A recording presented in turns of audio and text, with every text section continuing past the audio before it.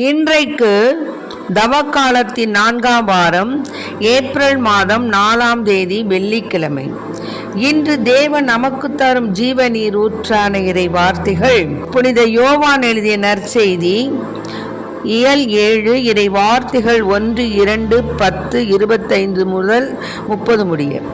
அக்காலத்தில் இயேசு கலிலேயாவில் நடமாடி வந்தார். யூதர்கள் அவரை கொல்ல வழி தேடிக் கொண்டிருந்ததால் அவர் யூதேயாவில் நடமாட விரும்பவில்லை. யூதர்களின் கூடார விழா அண்மையில் நிகழவிருந்தது. தம் சகோதரர்கள் திருவிழாவிற்கு போன பின் இயேசுவும் சென்றார். ஆனால் அவர் வெளிப்படையாக அன்றி மறைவாக சென்றார். எருசலேம் நகரத்தவர் சிலர் இவரைத்தானே கொல்ல தேடுகிறார்கள், இதோ இங்கே அவர் வெளிப்படையாய் பேசிக் கொண்டிருக்கிறாரே, யாரும் இவரிடம் எதுவும் சொல்லவில்லை. ஒருவேளை இவரே மெசியா என்று தலைவர்கள் உண்மையாகவே உணர்ந்து கொண்டார்களோ? ஆனால் மெசியா எங்கிருந்து வருவார் என்பது யாருக்கும் தெரியாமல் அல்லவா இருக்கும்? இவர் எங்கிருந்து வருகிறார் என்பது நமக்கு தெரியுமே என்று பேசிக்கொண்டனர். எனவே கோவிலில் கற்பித்துக் கொண்டிருந்த போது இயேசு உரத்த குரலில், நான் யார், நான் எங்கிருந்து வந்தேன் என்பவை உங்களுக்கு தெரியும். ஆயினும் நானாக வரவில்லை, என்னை அனுப்பியவர் உண்மையானவர். அவரை உங்களுக்கு தெரியாது, எனக்கு அவரை தெரியும். நான் அவரிடமிருந்து வருகிறேன், என்னை அனுப்பியவரும் அவரே என்றார். இதை கேட்டு அவர்கள் இயேசுவை பிடிக்க முயன்றார்கள். எனினும் அவருடைய நேரம் இன்னும் வராததால் யாரும் அவரை தொடவில்லை. ஆண்டவரின் அருள்வாக்கு. கிறிஸ்துவே மக்கு புகழ். ஒரு பாடல் நான் பாடுவேன், மன்னன் முந்தன் கருணையை எண்ணி எண்ணி வியந்து மகிழ்ந்து நன்றி பாடல் நான் பாடுவேன். ஒரு பாடல் நான் பாடுவேன், மன்னன் முந்தன் கருணையை எண்ணி எண்ணி வியந்து மகிழ்ந்து நன்றி பாடல் நான் பாடுவேன். ஒரு நாளில் நீ செய்த நன்மைகளை சொல்ல நினைத்தார், வாழ்நாளே போதாதையா, சொல்லியும் தீராதையா. ஒரு நாளில் நீ செய்த நன்மைகளை சொல்ல நினைத்தார், வாழ்நாளே போதாதையா, சொல்லியும் தீராதையா. நன்றி சொல்வேன் நாளெல்லாம், உந்தன் பிள்ளையாய் நான் வாழ்வேன். ஒரு பாடல் நான் பாடுவேன், மன்னன் உந்தன் கருணையை எண்ணி எண்ணி வியந்து மகிழ்ந்து நன்றி பாட நான் பாடுவேன். நன்றி பாடல் நான் பாடுவேன். இன்றைக்கு நம் தேவன் தரும் ஜீவநீர் ஊற்றான இறை வார்த்தைகளை கேட்டோம். இயேசு தன்னை கொல்ல திட்டமிடுகிறார்கள் என தெரிந்தும் எருசலேம் கோவிலில் கற்பித்து கொண்டு இருந்தார். ஆனால் தன்னை கொல்ல தேடும் அளவுக்கு இயேசு செய்த குற்றம் என்ன? ஒன்றும் கிடையாது. நாம தான் குற்றம் செய்தோம். நாம் செய்த குற்றங்களுக்கு பரிகாரமாக இயேசப்பா தன் தந்தையால் அனுப்பப்பட்டார். தன்னுடைய திரு ரத்தத்தை சிந்தி கல்வாரி மலையில் நமக்காக உயிர் விட அவர் ஆண்டவரால், தேவனால், தந்தையால் பணிக்கப்பட்டார். அனைத்து தரப்பு மக்களையும் அன்பு செய்ததா? அவர் ஏன் அப்படி தண்டிக்கப்பட்டார்? எல்லா மக்களையும் அன்பு செய்ததுனாலயா, அல்லது எவர் மனதையும் புண்படுத்தாமல் தேவன் பல அற்புதங்களையும் அதிசயங்களை செய்து இரக்கத்தோடு வாழ்ந்தாரே அதனாலயா? இன்னுமாக அவர் அநேக அற்புதங்கள் அங்கே செய்கிறார் இங்கே செய்கிறார் என்று மக்கள் ஓடி ஓடி சென்று அவரை தங்களுடைய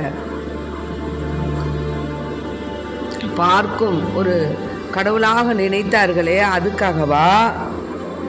மேலுமாக மக்கள் நடுவில் இவ்விதமாக புகழ் பெற்ற இயேசு அவரை எதிர்த்த பரிசேயர்களுக்கு ஒரு அச்சுறுத்தலாக தெரிந்தார். ஆமாம், அதனால தான் அவர் சட்டத்தை பற்றி மக்கள் பேசிக்கிட்டு இருந்தாங்க. ஆனால் அவர் அன்பை, அதை சட்டத்தை என்ன பண்ணார்? அன்பையே சட்டமாக்கிட்டார். அதனால அவங்களுக்கு பிடிக்கல. எல்லாமே பார்த்திங்கன்னா பரிசேயர் இவர் வீட்டில் போய், ஏழை வீட்டில் போய், அவன் வந்து இவன் வீட்டில் வரி தண்டு ஒரு வீட்டில் போய் சாப்பிட்றாரு, அங்கே போகிறாரு, இங்கே போகிறாரு, ஓய்வு நாளில் வந்து அதிசயம் செய்கிறாரு, அற்புதம் செய்கிறாரு. இப்படியாக அவங்க சட்டத்தை தான் பார்த்துக்கிட்டு இருந்தாங்களே தவிர அவருடைய அன்பை பார்க்கலை. தேவன் இவற்றை எல்லாவற்றிற்கும் வித்தியாசமானவர். அவர் இரக்கம், அன்பு, அதை மட்டுமே தன்னுடைய மனசில் வச்சுக்கிட்டு மக்களுக்கு உதவினார். ஆனால் அந்த கூட்டம் இருக்குதே, ஏசப்பா பிடிக்கணுங்கிற கூட்டம், அது என்ன பண்ணுது? முரண்பாடுகளையே தன்னுடைய மனசில் வச்சுக்கிட்டு அவரை சுற்றி வருது. இப்படி தான் நம்முடைய வாழ்க்கையிலும் அநேக காரியங்கள் நடக்கின்றன. நம்மை எப்படியாவது பழி வாங்க வேண்டும் என்று துடிப்பவர்கள் மத்தியில் நாம் இருக்கும் பொழுது தேவனைப் போல நாமும், அவர் எப்படி தன்னுடைய இறை திட்டத்தை செய்ய வேண்டும் என்று எல்லாவற்றையும் பொறுத்து கொண்டாரோ, அதுபோல் நாமும் நமக்கு எதிராக வரக்கூடிய எதிர்மறை கருத்துக்கள் மத்தியில், நமக்கு எதிராக வரக்கூடிய அன்பை பற்றி சிந்திக்காத உள்ளங்கள் மத்தியில் நாம் இயேசுவை போல அன்பை விதைக்க வேண்டும். அது முடியாது தான். அவர் தேவன், தேவ சித்தத்துக்கு கீழ்ப்படிந்தார். அதுபோல் நாமும் நம்மாலே முடியும். நம்முடைய தேவன் பரிசுத்தராக இருக்கிறாரு, நாமும் பரிசுத்தமாக இருக்கணும். நம்முடைய தேவன் இரக்கமுள்ளவராக இருக்கிறாரு, நாமும் இரக்கமுள்ளவராக இருக்கணும். நம்முடைய தேவன் எல்லாவற்றிற்கும், அதாவது திரு தந்தைக்கு, அதாவது தந்தையினுடைய விருப்பத்துக்கு கீழ்ப்படிந்து நடந்தார், அதுபோல் நாமும் நடக்க வேண்டும். அப்படிங்கிற உறுதிப்பாடை நம்ம மனசில் வச்சுக்கிட்டு இருந்தோம்னா நிச்சயம் நம்மளாலையும் எல்லாமே முடியும். அதனால் சமய சார்ந்த கட்டமைப்பில் வாழ்ந்த அவர்களுக்கு இயேசு செய்த அந்த மனிதம் சார்ந்த ஒரு அன்பு முறை அவங்களுக்கு பிடிக்கல. அதனால தான் அவங்க என்ன பண்ணீங்க? இயேசுவை எப்படியாவது கொல்லணும் அப்படின்னு கங்கணம் கட்டிட்டு இருந்தாங்க. அதனால் இந்த தடைகளையெல்லாம் கடந்து வந்தவர் தான் நம் தேவன். அதாவது வீரமிக்கவராய் தன்னுடைய மனதில் எந்த விதமான ஒரு கிளேசமும் இல்லாமல், பயமும் இல்லாமல் அவர்கள் நடுவில் போய் நிற்கிறாரு. நான் யார் சொல்லுங்கள் என்று கேட்டு என்ன பண்ணுறாரு? நான் எங்கிருந்து வந்தேன் என்பவை உங்களுக்கு தெரியும், ஆயினும் நானாக வரவில்லை, என்னை அனுப்பியவர் உண்மையானவர், அவரை உங்களுக்கு தெரியாது. அதனால் சொல்கிறாரு, என்னுடைய நேரம் இன்னும் வராததால் அவரை யாரும் அவரை தொடலை. அதனால் என்ன பண்ணிட்டாரு? இயேசுவை பிடிக்க முயன்றார்கள், ஆனால் அவர்களால் பிடிக்க முடியவில்லை. ஆகவே தேவனுடைய நேரம் வரும் என்று ஒன்று உண்டு. அதை நம்ம இயேசுடைய வாழ்க்கையில் நம்ம கண்டுபிடிச்சிட்டோம். அதனால் நாம் பொறுமையோடு, தேவன் நமக்காக ஒரு காரியத்தை நம்ம கேட்குறோம், அது நிறைவேறவில்லை வந்து நீங்கள் மனசு சஞ்சலப்படாதீங்க. அவருக்கு தேவன் அந்த காரியத்தை நிறைவேற்றுவதற்கு ஒரு நேரம் உண்டு. அவருக்கு தெரியும் எந்த நேரத்தில் பிள்ளைக்கு இதை கொடுத்தோம்னா நல்லது, எந்த நேரத்தில் பிள்ளைக்கு இதை செஞ்சால் நல்லது, எந்த நேரத்தில் அந்த பிள்ளைய நாம் எல்லா நிலையிலையும் ஆசீர்வதிக்க வேண்டும் அப்படிங்கலாம் அவருக்கு தெரியும். அதனால் அன்பு பிள்ளைகளே, நாம் எவ்வளவுதான் நம்ம ஆண்டவரிடத்தில் நம்ம வேண்டிக் கொண்டாலும் அவர் தன்னுடைய திரு சித்தத்தின்படி நம்மை நடத்துவார். அதனால தான் நம்ம சொல்கிறோம், ஆண்டவரே திரு சித்தத்தின்படி என்னை நடத்துங்க அப்படின்னு நம்ம வேண்டிக்கணும். அவருடைய திரு சித்தம், அவருடைய இரக்கம், அவருடைய அன்பு இல்லைன்னா நம்மளால் ஒன்றுமே செய்ய முடியாது. ஆகவே அன்பு பிள்ளைகளை, இதை கேட்டுக்கொண்டிருக்க அன்பார்ந்த பிள்ளைகளை, தன்னை சாவுக்கு கையளிக்க திட்டமிட்ட கும்பல், நரி கும்பல் கூட்டம், நரி கூட்டம், சிங்க கூட்டம், புலி கூட்டத்தின் நடுவிலேயே ஆண்டவர் என்ன செய்தார்?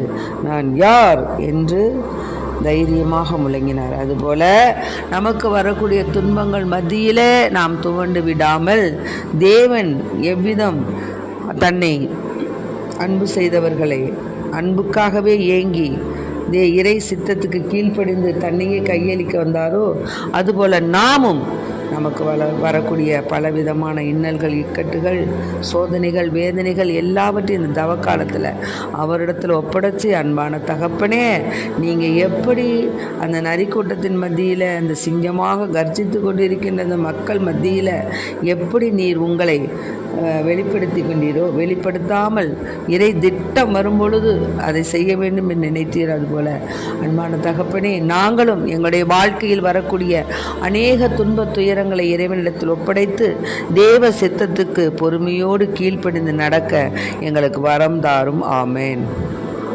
Price the Lord. மரியே வாழ்க.